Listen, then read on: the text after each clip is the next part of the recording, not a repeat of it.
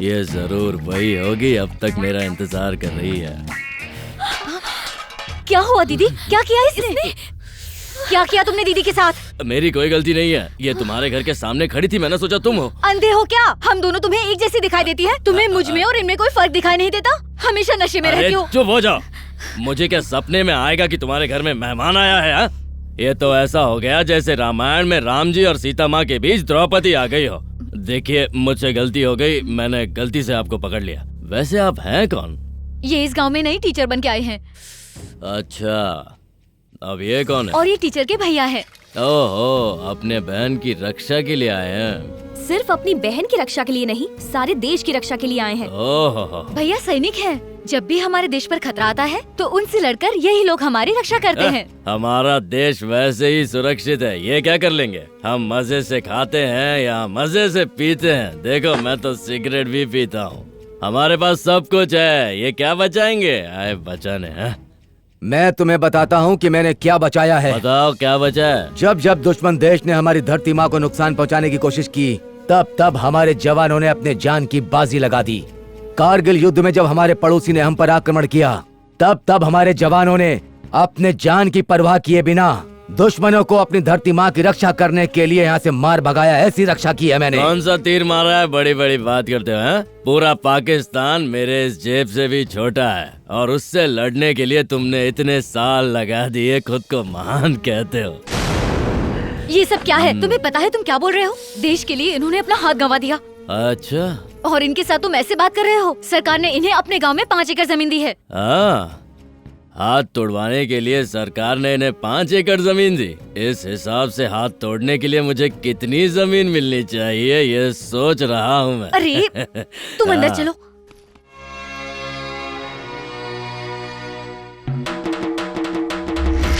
गांव वालों सुनो, गांव में पोलिंग बूथ लग चुका है। सभी गांव वाले पोलिंग बूथ पर वोट देने आ जाएं। सभी गांव वालों से निवेदन है कि अपना वोटर कार्ड लेकर मतदान देने आएं। सुनो।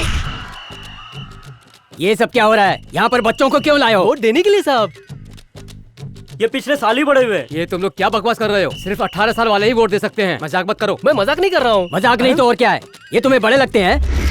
क्या हुआ? इस गांव में सिर्फ मेरी चलती है। अगर मैंने कहा ये बड़े हैं तो इसका मतलब कि ये बड़े हैं। गांव में कुछ दिनों पहले एक आदमी के हाथ उखाड़ने का मामला तुमने सुना ही होगा। हाँ, मैंने सुना है। जिसने हाथ उखाड़ा था यही है। इसका नाम रवि है। ये जो बोलता है वही नियम बन जाता है। अगर रवि ने बोला बच्चा बड़ा है तो आप कुछ नहीं कर सकते, आपको लिखना ही पड़ेगा। समझ गया, वो छोटे बच्चे नहीं बड़े आदमी ही हैं। चलो अपना नाम बताओ। महेंद्र बाहुबली साहब, उम्र 35 साल। लिखाओ लिखाओ, ये 35 का लगता है। ये है देव सेना, उम्र 22 साल।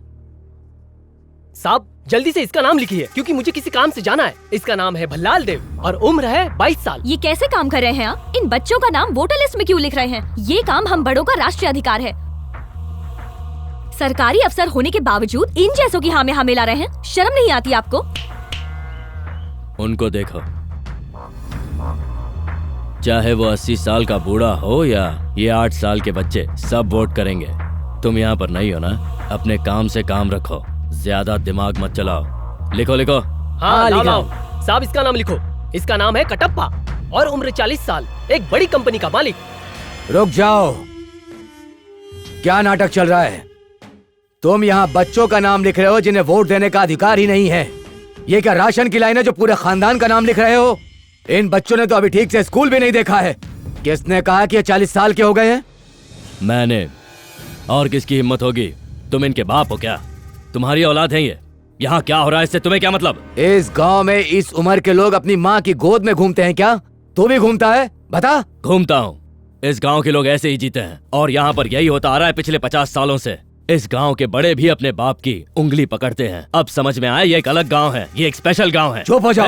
तुम्हारा कोई हक नहीं बनता कि तुम सरकार के बनाए हुए नियमों को तोड़ो, प्रजातंत्र का मजाक बनाते हो। इसी तरह छोटी बच्चियों की शादी करके उनका जीवन नरक बना दोगे। छोटे बच्चों से वोट दिला करके किसी घटिया नेता को जिताकर उसकी सरकार बना दोगे। तुम जैसे घटिया लोगों की वजह से ही प्रजातंत्र मजाक बनकर रह गया है। जब एक बुरा आदमी नेता बनता है तो ऐसा आदमी समाज और संस्कृति को बर्बाद करके रख देता है। तुम छोटे बच्चों के वोट से ऐसे आदमी की सरकार बनाना चाहते हो जो 5 साल के लिए इस देश के विकास को रोक दे? मैं ऐसा होने नहीं दूंगा, बिल्कुल नहीं। अभी तो तेरा सिर्फ एक हाथ नहीं है, यहाँ से नहीं गया तो दूसरा भी खो देगा। अरे नहीं बेटा। चाचा जी, इस गवार से बहस करके मेरे भैया ने बहुत बड़ी गलती की है। तुम लोग वोट दिलवा के किसी को भी जितवाते हो, फिर 5 साल तक वो दिखाई नहीं देते। इसीलिए इस गांव का आज तक विकास नहीं हुआ और ना ही कभी तुम लोग होने दोगे। अगर तुम्हें ये बच्चे भी कम लग रहे हैं तो इस लिस्ट में गाय बैलों के भी नाम लिखवा दो। तुम्हारी ये घटिया तरीके तुम्हें ही मुबारक हो। जल्दी जल्दी भरो रे, जल्दी करो, जल्दी डालो अंदर। सर देखिए कितनी भीड़ इकट्ठा हुई है।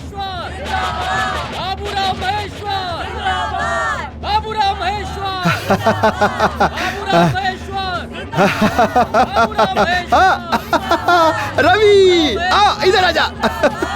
तू तो मेरे जिगर का टुकड़ा है।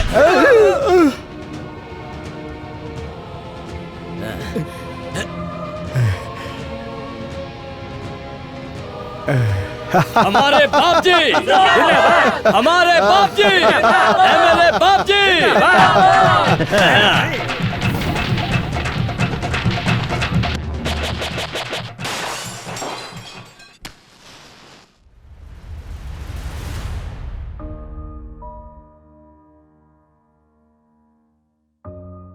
ये क्या साहब, इस गांव में कभी भी बिजली नहीं आई, फिर भी आपने लालटेन जलाकर गांव को रोशन कर दिया। किस खुशी में साहब? कल त्योहार जो है, त्योहार है स्वतंत्रता दिवस। ओह अच्छा अच्छा, तो इस बार गणपति का त्योहार 15 अगस्त को आ रहा है। गणपति का त्योहार तो हिंदुओं के लिए है, क्रिसमस का त्योहार ईसाइयों का और रमजान मुसलमानों के लिए है, लेकिन ये आजादी का त्योहार सभी के लिए है, फिर वो चाहे किसी भी मजहब का हो या जाति का हो। कल हमारी आजादी का दिन है बाबा। माफ कीजिए साहब, हम लोगों ने बिजली और पानी के अलावा आज तक कभी कुछ सोचा ही नहीं। आजादी क्या होती है हमें कुछ पता ही नहीं साहब। झंडा फहराने के लिए कौन आएगा? सरपंच या एमएलए? उनको बुलाने से कोई फायदा नहीं, वो नहीं आने वाले। पर झंडा फहराने के लिए कोई नेता तो चाहिए ना। इस तिरंगे को किसी भी नेता की जरूरत नहीं है बाबा, भारतीय होना काफी तो है। रस्सी कौन खींचेगा? आप हो ना। मैं? इस पूरे गांव में आप ही हैं जो इस तिरंगे को फहरा सकते हैं। इस गांव में गुंडे और मवाली तो बहुत मिल जाएंगे, लेकिन आप जैसा कोई नहीं है जिसे अपने देश और मिट्टी से इतना ज्यादा प्यार है। तो ये सिर्फ आप ही कर सकते हैं।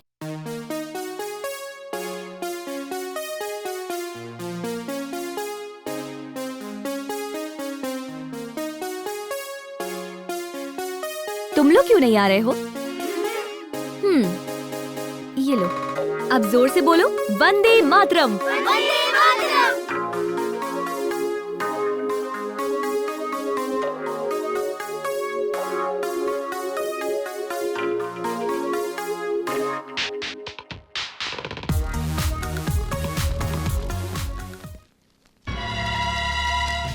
यहाँ से झंडा कौन ले गया?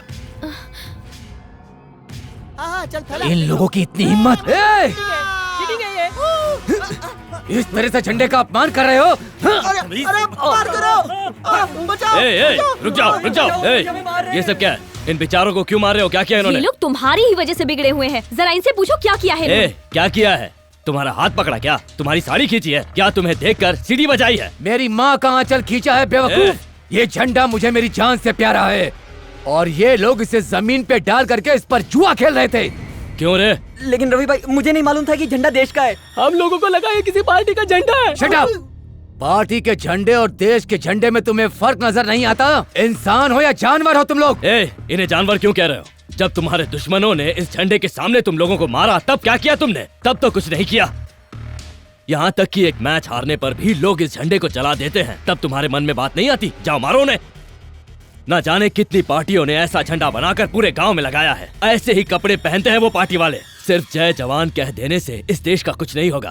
पहले इस झंडे को लोगों के दिलों में बसना होगा। इस देश के लोगों को एक साथ जुड़ना होगा, तब ये समझेंगे कि ये हमारा तिरंगा है। चलो तुम्हारे कहने पर मैं ये बात मान लेता हूँ, लेकिन इन्हें कौन बताएगा, कौन समझाएगा इन्हें? इसे बताने की जरूरत नहीं पड़ती है।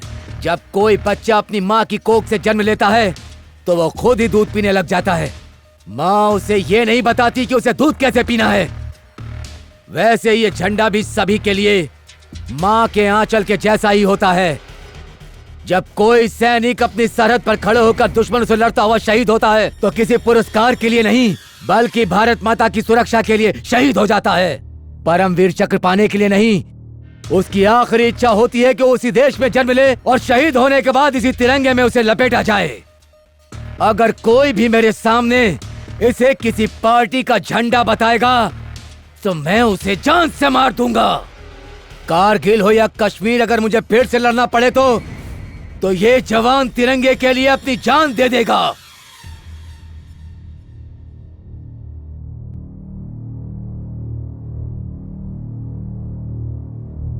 ये मैं आज भी गर्व से गाता हूँ। स्वतंत्रता दिवस पर ही नहीं, हर दिन इसे फहराने की इच्छा है मुझ में। जब ये शान से लहराता है तो मेरा सर गर्व से ऊंचा हो जाता है।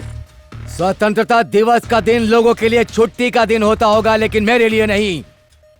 इस तिरंगे के लिए मेरे अंदर देशभक्ति की भावना हमेशा रहेगी। तिरंगे का सम्मान सिर्फ स्वतंत्रता दिवस पर ही नहीं, देश के हर नागरिक के दिल में हमेशा होनी चाहिए। तिरंगा कोई साधारण कपड़ा नहीं है जो नेताओं की गाड़ियों पर लगा दिया जाए।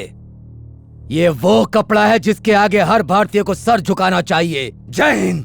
आपने उन सभी लोगों को सीट दी है जो नए हैं, अनुभवहीन हैं, पहली बार इलेक्शन लड़ रहे हैं, लेकिन मैं जब से इस पार्टी की नींव रखी गई है तभी से इस पार्टी की जी जान से सेवा कर रहा हूँ। ये तो आपको पता है कि पिछले 3 बार से मैं लगातार विधायक का चुनाव जीत रहा हूँ, इस पार्टी के लिए जी जान एक कर रहा हूँ। उसके बाद भी आपने मेरे किसी भी उम्मीदवार को टिकट नहीं दिया। क्या मेरा हक नहीं है कि मैं पार्टी से टिकट की उम्मीद करूं? आपकी जाति का नहीं हूं, इसीलिए मुझे टिकट नहीं दिया। मंत्री बनने के लिए किसी जाति का नहीं, चरित्र का, ईमानदारी का, अनुभव का होना जरूरी है। आपका मतलब क्या है? मतलब आप अच्छी तरह से जानते हैं, फिर भी आप हमारे मुंह से अपने कारनामे सुनना चाहते हैं। मुख्यमंत्री होकर आप? मुख्यमंत्री की हैसियत से ही बता रहा हूँ। तुम हर साल गांव के विकास के लिए सरकार से लाखों रुपए लेते चले आए हो, लेकिन विकास के नाम पर कुछ नहीं किया। तुमने थोड़े से पैसों से भी अगर तुमने अपने क्षेत्र में कुछ अच्छा काम किया होता तो सीट क्या, मैं तुम्हें मंत्री बना देता। क्यों चुप क्यों खड़े हो? मेरी बात ध्यान से सुनो बाबूराव। अगर परिवार के 3 बच्चों में कोई बच्चा नालायक हो जाए तो पिता अपने उस बच्चे को घर से निकालता नहीं है, बल्कि उसे सही गलत का मतलब समझाता है। 25 साल से तुम इस पार्टी से जुड़े हो, इसलिए मैं तुम्हें पार्टी से निकालना नहीं चाहता, बल्कि तुम्हें एक और मौका देना चाहता हूँ। समझे? मेरी बात मानो, तुम बहुत सीनियर हो, इसलिए ये बात तुम्हें आखिरी बार समझा रहा हूँ। इसीलिए कम से कम एक सीट तो मुझे देनी चाहिए थी ना सर। ये सीट अच्छे और ईमानदार लोगों के लिए है, तुम्हारे लिए नहीं।